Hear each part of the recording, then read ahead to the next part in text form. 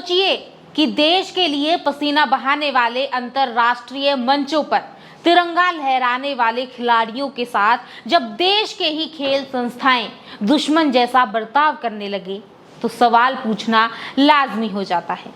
सवाल ये है कि क्या देश की बड़ी खेल संस्थाएं अपने ही स्टार खिलाड़ियों से जंग लड़ रही है? ये तीखा सवाल आज हम नहीं बल्कि दिल्ली हाई कोर्ट पूछ रहा है। ये मामला देश की स्टार रेसलर विनेश फोगाट से जुड़ा हुआ है, जिनकी याचिका पर सुनवाई करते हुए दिल्ली हाई कोर्ट ने भारतीय कुश्ती महासंघ यानी WFI और केंद्र सरकार को तगड़ी फटकार लगाई है और कई ऐसे सवाल पूछे हैं जिनका जवाब देते हुए उनसे नहीं बन पा रहा है। अदालत की नाराजगी की सबसे बड़ी वजह कुश्ती महासंघ का वो कारण बताओ नोटिस था जो उसने 9 मई को विनेश फोगाट को जारी किया था।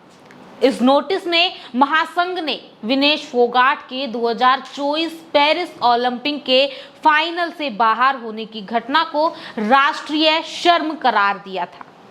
चीफ जस्टिस DK उपाध्याय और जस्टिस तेजस कारिया की बेंच इस शब्द को सुनकर बेहद ही नाराज हुई है। अदालत ने सीधे कुश्ती महासंघ से पूछा कि क्या एक महिला खिलाड़ी के साथ जो पेरिस में हुआ उसे राष्ट्रीय शर्म कहा जा सकता है? वो लड़की दुनिया के सबसे बड़े मंच पर फाइनल में पहुंची थी। महज कुछ ही ग्राम वजन ज्यादा होने की वजह से वो बदकिस्मती से डिस्क्वालीफाई हो गई। क्या इसे देश की बदनामी कहना सही है? अदालत ने कड़े शब्दों में कहा कि खिलाड़ियों के साथ खेल संघों को बदले की भावना से काम नहीं करना चाहिए।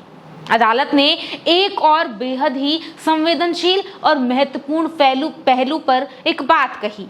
विनेश फोगाट जुलाई 2025 में मां बनी थी। दिल्ली हाई कोर्ट ने साफ कहा कि किसी महिला के मदरहुड यानी उसके मातृत्व को उसके करियर के खिलाफ एक हथियार की तरह इस्तेमाल नहीं किया जा सकता।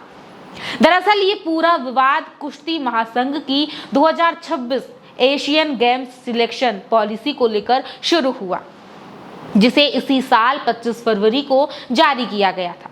इसके बाद 6 मई को एक नया सर्कुलर निकाला गया जिसमें ये नियम बना दिया गया कि केवल वही खिलाड़ी सिलेक्शन ट्रायल्स में हिस्सा ले सकेंगे जिन्होंने 2024 और 2025 में कोई मेडल जीता हो।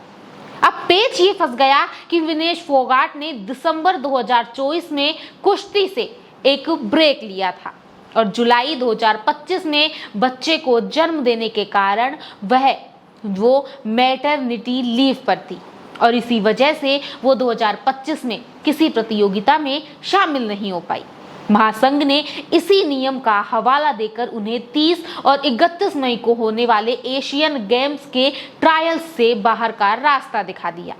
महासंघ ने इस तानाशाही जो महासंघ की ये तानाशाही है, ये रवैया है, इस पर अदालत ने बेहद ही भावुक और तार्किक बात कही है। बेंच ने पूछा कि हमारा देश तो मातृत्व का उत्सव मनाता है, फिर आप एक मां बनने वाली खिलाड़ी को इस तरह कैसे प्रताड़ित कर सकते हैं? विनेश फोगाट के पास कितने मेडल है, उनकी क्या साख है, ये पूरा देश जानता है। और इतना ही नहीं, अदालत ने खेल मंत्रालय को भी कटघरे में खड़ा किया है। कोर्ट ने पूछा कि जब ये सिर्फ एक सिलेक्शन ट्रायल है तो मंत्रालय इसमें दखल देकर इसे निष्पक्ष क्यों नहीं रख सकता? अगर एक सक्षम खिलाड़ी देश के लिए पदक ला सकती है तो उसे सिर्फ ट्रायल देने से क्यों रोका जा रहा है? इसके साथ ही भारतीय ओलंपिक संघ यानी IOA को भी नसीहत दी गई कि उन्हें एथलीट्स का दर्द समझना चाहिए।